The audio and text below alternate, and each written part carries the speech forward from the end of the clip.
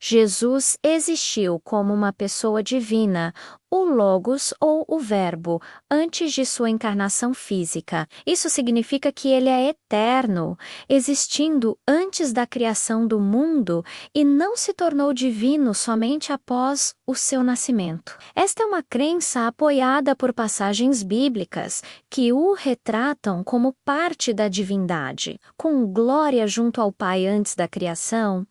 Isso é de fato magnífico. Caríssimos e caríssimas, o canal Mais Além dedica disposição e muito carinho para pesquisar temas de valor expressivo como este. É um prazer dar-lhe este presente. Pedimos apenas sua curtida e compartilhamento, envie para seus contatos, é importante e gratuito. O Verbo Eterno. Uma narrativa sobre a preexistência de Cristo. A afirmação central do cristianismo não é apenas que um homem sábio, chamado Jesus, andou pela Palestina há 2000 anos, mas que o próprio arquiteto da eternidade, o Verbo autoexistente de Deus, entrou na história humana. Esta crença, a da preexistência divina de Cristo, é o alicerce sobre o qual toda a teologia cristã se ergue. Ela proclama que Jesus não tornou-se divino em seu batismo ou ressurreição. Antes, sua encarnação foi o momento em que a divindade eterna, consciente e pessoal, o Logos, assumiu a humanidade vestindo-se de carne para redimir a sua criação. No princípio, era o Verbo. A evidência joanina. O prólogo do Evangelho de João é o tratado mais profundo e poético sobre a preexistência de Cristo. Ele não começa com um nascimento em Belém, mas no vácuo intemporal antes da criação. No princípio era o Verbo, e o Verbo estava com Deus, e o Verbo era Deus. Ele estava no princípio com Deus. Todas as coisas foram feitas por intermédio dele, e sem ele, nada do que foi feito se fez. João 1, versículos 1-3 aqui, a linguagem é deliberadamente cósmica e metafísica. No princípio, esta é uma clara alusão a Gênesis 1:1, localizando a existência do Verbo antes do começo do tempo e do espaço. Ele não foi criado. LJ era. E o Verbo estava com Deus, Theon. A preposição pros indica uma relação de intimidade face a face, uma comunhão pessoal e eterna. O Verbo é uma pessoa distinta dentro da divindade, em perfeito relacionamento com o Pai. E o Verbo era Deus.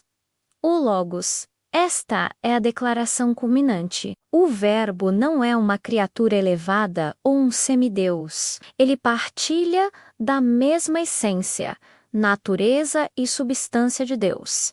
Ele é, em si mesmo, divino. O versículo 14 descreve então o evento cósmico da encarnação, e o Verbo se fez carne e habitou entre nós. A palavra habitou significa literalmente tabernaculou, ou seja, armou sua tenda, é uma referência ao tabernáculo no deserto, onde a Shequina, a glória visível de Deus, habitava no meio do povo. João afirma que essa mesma glória divina, que sempre existiu no Verbo, agora se manifestava em um ser humano Jesus do Nazare. A autocompreensão de Jesus no Evangelho de João corrobora isso. Em seu debate com os judeus, ele declara: Abraão, vosso pai, exultou por ver o meu dia, e viu e alegrou-se. Perplexos, os judeus perguntam como um homem nem sequer com 50 anos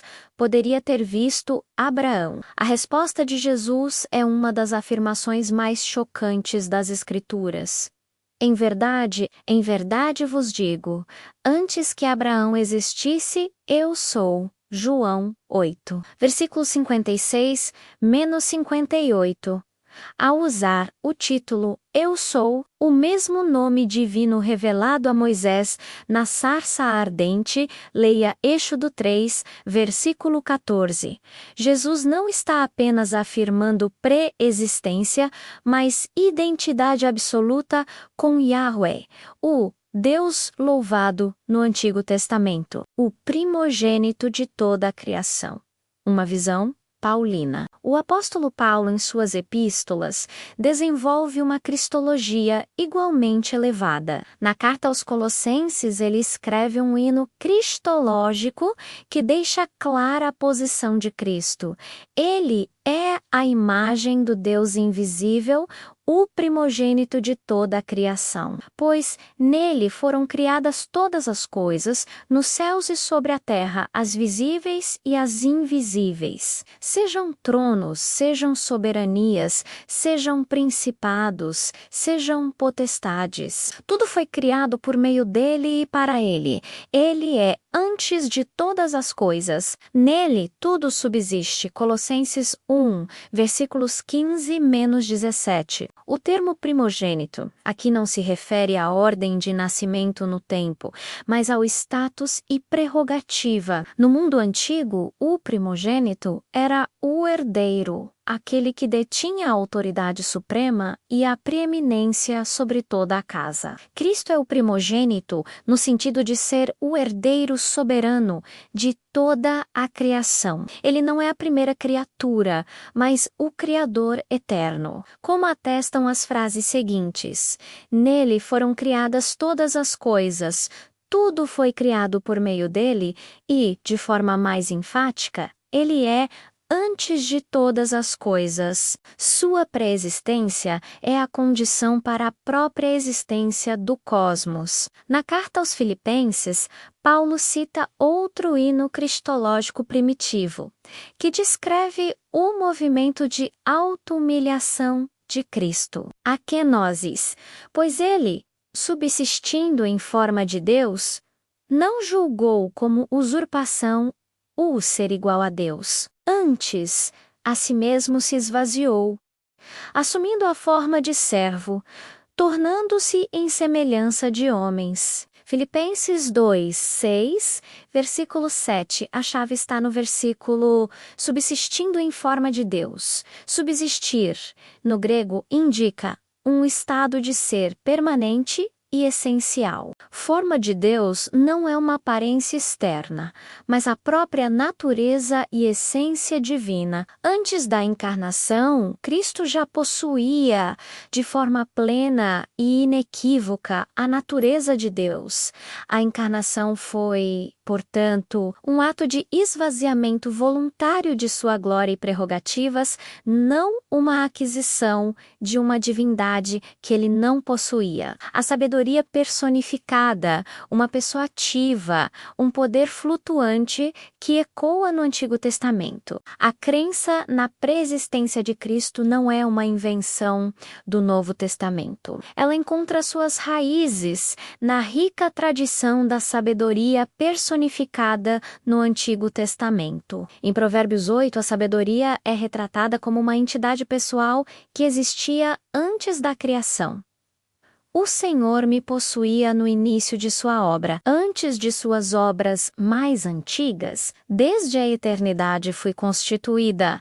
Desde o princípio, antes de existir a terra, quando ele estabeleceu os céus, aí estava eu. Quando traçou um círculo sobre a face do abismo, eu estava ao seu lado como artífice, e dia a dia era seu deleite, regozijando-me perante ele em todo o tempo. Proverbios ate, versículos 22 senshi. Os escritores do Novo Testamento, especialmente João, viam nesta passagem uma prefiguração do Cristo pré-encarnado. O Logos é a sabedoria eterna de Deus, o artífice ou arquiteto na criação, aquele em quem o Pai se deleitava desde toda a eternidade. O autor de Hebreus aplica essa mesma ideia a Jesus, chamando-o de resplendor da glória de Deus e expressão exata do seu ser.